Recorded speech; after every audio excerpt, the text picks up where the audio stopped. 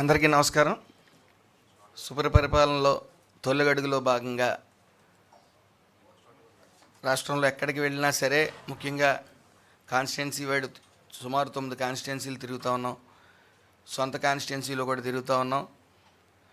ఎక్కడికి వెళ్ళినా సరే ఇది మంచి ప్రభుత్వం, ఈ ప్రభుత్వం కలకాలం కొనసాగాలనే ఫీడ్బ్యాక్ ప్రజల వద్ద నుంచి వస్తూ ఉంది. ముఖ్యంగా గత ప్రభుత్వం జగన్మోహన్ రెడ్డి ఏ పథకాన్నైనా సరే ప్రజలకి పంపాలి అంటే మీట్ నొక్కేవాడు, ఒక బటన్ నొక్కేవాడు. ఆ బటన్ నొక్కితే కొంతమందికి పడటం, అర్హులైన వాళ్ళు చాలామందికి కూడా పడకపోవడం జరిగేది. మరి దాన్ని అధిగమిస్తూ ఈరోజు తల్లికి వందనం అనే కార్యక్రమంలో భాగంగా ఎంతమంది పిల్లలు ఉంటే అంతమంది పిల్లలకి కూడా ఈ తల్లికి వందనం గార్డియన్ ఖాతాల్లో జమ చేయడం జరిగింది. అయితే ఎక్కడైనా అర్హులకి పడకపోతే మళ్ళీ గ్రీవెన్స్ అనేది ఒకసారి కాదు 2 సార్లు రేజ్ చేసి వాళ్ళకి ఆ తల్లికి వందనం పడేలాగా ఈ వెల్ఫేర్ అసిస్టెంట్లు అందరూ కూడా జాగ్రత్తలు తీసుకుంటూ ఉన్నారు. ముఖ్యంగా గత ప్రభుత్వంలో అయితే అర్హులకి పడకపోతే ఎక్కడ ఎన్ని ఆర్తనాదాలు చేసినా సరే మళ్ళీ ఇంప్లిమెంట్ అయ్యే పరిస్థితి, మళ్ళీ వాళ్ళ ఖాతాల్లో డబ్బులు పడే పరిస్థితి ఉండేది కాదు. మరి ఈ రోజున 1 కాదు 2 గ్రీవెన్స్ అయినా సరే అర్హులందరికీ కూడా పడాలి, ఎంతమంది పిల్లలు ఉంటే అంతమందికి పడాలని ఈ గ్రీవెన్స్ రైజ్ చేయటం అందరూ కూడా చాలా సంతోషంగా ఉన్నారు. అదేవిధంగా గత 5 ఏళ్ల పాలనలో ఎక్కడ రేషన్ కార్డులు కొత్తవి ఇవ్వటం జరగలేదు. అదేవిధంగా పెన్షన్లు కూడా కొత్తవి ఎక్కడ కూడా ఇవ్వడం జరగలేదు. ఎన్డీఏ కూటమి వచ్చిన తర్వాత రేషన్ కార్డులు కానీ కొత్త పెన్షన్లు కానీ కూడా ఇవ్వటం జరుగుతూ ఉంది. అలాగే పెట్టుబడులు వెల్లువలా వస్తూ ఉన్నాయి. ఈరోజు 20,000 కోట్ల పెట్టుబడులు ఐటీ శాఖ నుంచి తీసుకురావడం మన నారా లోకేష్ గారు సమర్థవంతంగా తీసుకురావడం జరిగింది. సుమారు 50,000 జాబులు కూడా ఇవ్వడం జరుగుతుంది. హై ప్రొఫైల్ ఉన్న వ్యక్తులందరికీ కూడా ఇందులో జాబులు రావటం, అదే ఎక్కువ శాలరీస్తో ఈ జాబులు రావడం జరుగుతుంది. అలాగే సుమారు 6 లక్షల కోట్లు పెట్టుబడులు ఈ యొక్క రాష్ట్రానికి రావడం జరిగింది.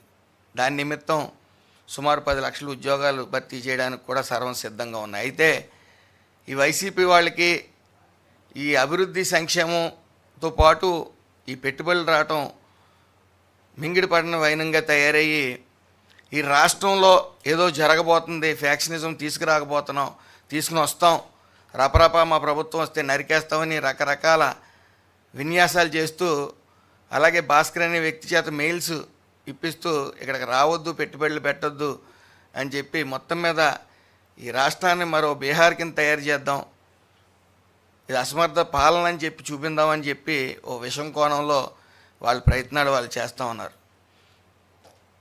అలాగే మీకు తెలుసు, ఈ నిన్న అమలాపురం సంఘటన 3 డేస్ బ్యాక్ జరుగుతున్నప్పుడు అందులో ఒక వ్యక్తి, మహేష్ అనే వ్యక్తి, అలాగే శంకర్ అనే వ్యక్తి ఉద్యోగాలు ఇప్పిస్తామని చెప్పి కొంతమంది బాధితుల దగ్గర డబ్బులు తీసుకున్న తర్వాత ఈ బాధితులు కొంతమంది మధ్యవర్తుల వద్దకు వెళ్ళి, విజయ్ అనే మధ్యవర్తి దగ్గరికి వెళ్ళి ఇలా అతనికి డబ్బులు ఇచ్చామని చెప్పడం, ఈ విజయ్ అన్న అతని అనుచరులు ఈయన్ని కొట్టడం జరిగింది. ఈ మహేష్ అన్న అతన్ని, శంకర్ అన్న అతన్ని.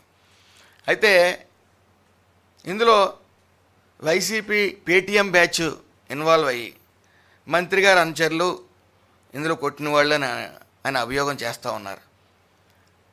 కొట్టిన వ్యక్తి ఎవరైనప్పటికీ చట్టం అతని చేతిలోకి తీసుకోవడం జరిగింది. అతను కొట్టే అర్హత అతనికి లేదు. అయితే కొట్టడం వల్ల అతను ఏ శిక్ష అయినా సరే వేయమని చెప్పడం జరిగింది. అతనికి అసలు బయటకు వదలొద్దు, అతని వెనకాల ఎవరైతే ఉన్నారో అందరినీ కూడా బయటికి లాగండి. ఇందులో అలాంటి వ్యక్తుల్ని మన సభ్య సమాజంలో వెంటనే వదిలేస్తే మళ్ళీ ఈ కులాంతరంగా గొడవలు జరుగుతాయని చెప్పడం జరిగింది.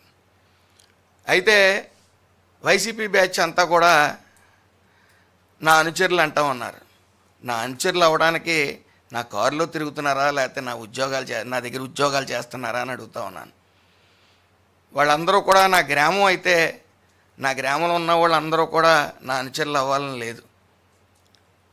నాతో ఫోటోలు దిగుతారు, లేకపోతే నా గ్రామంలో నాతో పాటు ఒక గ్రామస్తుడు అవటం వల్ల అతను నా అనుచరులు అనటం అవివేకం అని తెలియజేసుకుంటూ, అలాగే ఏదైతే ఎల్లమెల్లి విజయ్ అనే వ్యక్తి కొట్టాడో ఆ కొట్టిన వ్యక్తి కొడుకు మా కాలేజీలో చదువుతూ కొద్ది పోకిరీ వేషాలు వేస్తూ ఉంటే అతను సస్పెండ్ చేయడం కూడా జరిగింది.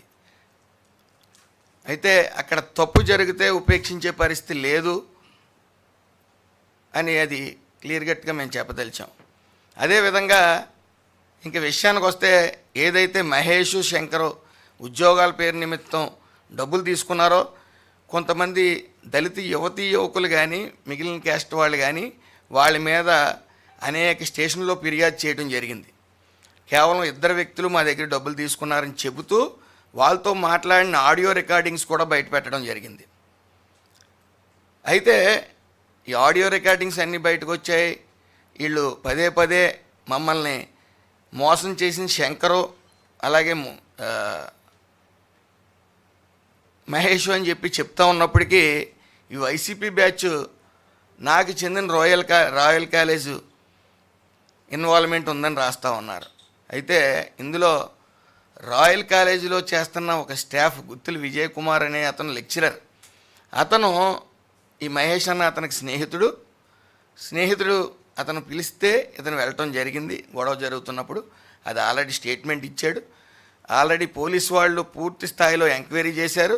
ఏదైతే హాస్పిటల్లో ఉన్నాడో హాస్పిటల్లో ఉన్నప్పుడు విత్ వీడియో రికార్డింగ్ అన్ని స్టేట్మెంట్లు తీసుకోవడం జరిగింది. అయితే ఈ వైసీపీ పేటీఎం బ్యాచ్ నిరంతరం ఏదో ఆశిస్తూ ఉన్నారు. ఇక్కడ చూడవలసింది ఒకటే, మోసపోయిన వాళ్ళు, మోసం చేసిన వాడిని కొట్టిన వాళ్ళు దోషులుగా ఉన్నారు. ఈ రోజున ఖచ్చితంగా శిక్షించవలసిందే వాళ్ళు, ఎంతటోళ్ళైనా ఏదైనా సరే. అలాగే సంబంధం లేని వాళ్ళని దీంట్లోకి తీసుకుని వచ్చి ఏదో 4 పోస్టులు పెట్టి వైసీపీ అఫీషియల్ పేజీలో పెట్టేసినంత మాత్రాన అక్కడ ఇంటెలిజెన్స్ ఉంటుంది, చట్టం దాని పని అది చేసుకుపోతుంది. అలా చట్టాన్ని చేతిలో తీసుకున్న వాళ్ళని ఉపేక్షించమని అన్నం తింటున్న వాళ్ళు ఎవరో కూడా అనరు. అలాగే నా కాలేజీకి కానీ నాకు కానీ 1% ప్రమేయం కూడా లేదని తెలియజేసుకుంటూ, ఏదైతే ఈ వైసీపీ పేటీఎం బ్యాచ్ ఉందో వాళ్ళు ఓరలేనితనం, ఈ సంక్షేమం అభివృద్ధి అనేది చూడలేకపోతూ ఉన్నారు. అదేవిధంగా రపరప నరికేస్తానని ఒకళ్ళు అంటుంటే చీకట్లో నరికేయమని ఇంకొకళ్ళు అంటూ ఉన్నారు. వీళ్ళకి బహుశా గత 5 సంవత్సరాల్లో తాగిన మద్యం వికటించి మానసికంగా ఇబ్బంది పడుతున్నారని నాకు భావం కలుగుతూ ఉంది. ఏదేమన్నప్పటికీ ఈ 3-4 రోజులు అవసరం లేని అన్ని ట్రోల్ చేసి ఏదో సాధిందాం అనుకున్న వైసీపీ పేటీఎం బ్యాచ్కి ఒకటే చెప్తా ఉన్నా, మీరేమన్నా గత ప్రభుత్వంలో దాచుకున్న మీ జగనన్న మందు ఉంటే ఈరోజు తాగి ఫుల్గా పడుకుని పొద్దున్నే మళ్ళీ పిచ్చివాగుడు వాగాలని కోరుకుంటూ, ఏదేమన్నప్పటికీ ఈ ప్రభుత్వం సంక్షేమం అభివృద్ధి అనేది సమపాళ్ళుగా తీసుకెళ్తూ, అలాగే ప్రతి ఇంటికో పారిశ్రామికవేత్త రావాలి అనే ఆకాంక్షతో ఎంఎస్ఎంఈ కార్యక్రమాలని చాలా ఫోర్స్ఫుల్గా అందరినీ ఇంప్లిమెంట్ చేయండి. మీరు 5 లక్షల లోన్ ఏమైనా ఇస్తుంటే వాటిని కేవలం చిన్న సూక్ష్మ తరగతి పరిశ్రమలు పెట్టుకోండి తప్ప దాన్ని డైవర్ట్ చేయొద్దని చెప్పడం జరుగుతూ ఉంది. అలాగే P4 అనే కార్యక్రమం నిమిత్తం కూడా పేదలు ఎవరైతే ఉన్నారో వాళ్ళని చూసి ఇటు అందరినీ కోఆర్డినేషన్ చేసుకుని ఈ బంగారు కుటుంబాలని ఎన్నుకుని వాళ్ళకి గట్టిన అవడానికి, జీవితంలో వాళ్ళు సామాన్య బతుకు బ్రతకడానికి, వాళ్ళు 5 ఏళ్ళు నోట్లోకి వెళ్ళడానికి మొత్తం స్టేట్ వైడ్ అంతా కూడా ప్రక్షాళన జరుగుతూ ఉంది. ఏదేమన్నప్పటికీ ఈ ప్రభుత్వం మంచి ప్రభుత్వాన్ని సుపరిపాలనలో తొలి అడుగు ఏదో ఎక్స్పెక్ట్ చేశారు వైసీపీ వాళ్ళందరూ కూడా, అలరలు జరుగుతాయి, ప్రజలు తిరగబడతారని ప్రజలందరూ కూడా స్వాగతిస్తూ ఉన్నారు. అలాగే సమస్యలు ఉంటాయి, సమస్యలు లేకుండా ఎక్కడ ఉండవు. మాకు వెంటనే రోడ్లు కావాలి, ట్రైన్లు కావాలని ప్రజలు అడుగుతూ ఉన్నారు. ఇంకా మన పాలన 4 సంవత్సరాలు ఉంది, 1 బై 1 చేసుకుని వస్తామని వాళ్ళకి సమాధానం చెప్తూ వెళ్తున్నాం. అన్నీ కూడా 1 బై 1 ఏదైతే డ్రైన్లు ఉన్నాయో, రోడ్లు ఉన్నాయో, ఇప్పుడు మెయిన్ రోడ్లు మీరు చూశారు, ఈ ప్రభుత్వం రాగానే 1200 కోట్లతో గుంతల రహిత రోడ్డు అనేది నిర్మించడం జరిగింది. ఎక్కడా కూడా అలసత్వం అనేది లేకుండా చంద్రబాబు నాయుడు గారు ఆయన పడుకోవట్లేదు, మమ్మల్ని పడుకోనివ్వట్లేదు. అధికారులను కూడా ఎక్కడైనా సరే చిన్న అశ్రద్ధ వహిస్తుంటే ఊరుకుని చూసి చూడనట్టు వ్యవహరించే ప్రభుత్వం ఇది కాదని తెలియజేసుకుంటూ అందరికీ నమస్కారం.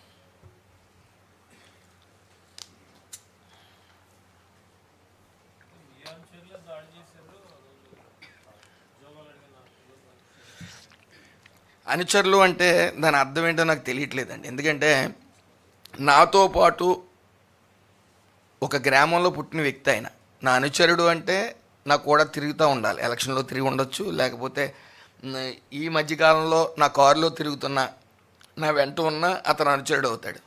అయితే ఒక గ్రామంలో పుట్టాడు కదా అని చెప్పి నా అనుచరుడు అంటే ఎలా? ఈ మధ్యకాలంలో ఈ సంవత్సరంలో 2 నెలలు ఏ రోజైనా నా కారు ఎక్కాడా, లేకపోతే నా దగ్గర ఉద్యోగం చేస్తున్నాడా? అలాగే నేను చెప్తాను, అతనే అనుచరుడు అయితే వాళ్ళ అబ్బాయి మా కాలేజ్ చదువుతూ ఉన్నాడు, చదువుతుంటే కొద్ది పోకిరి వేషాలు వేస్తున్నాడని అతను టీసీ కూడా ఇచ్చి పంపించడం జరిగింది.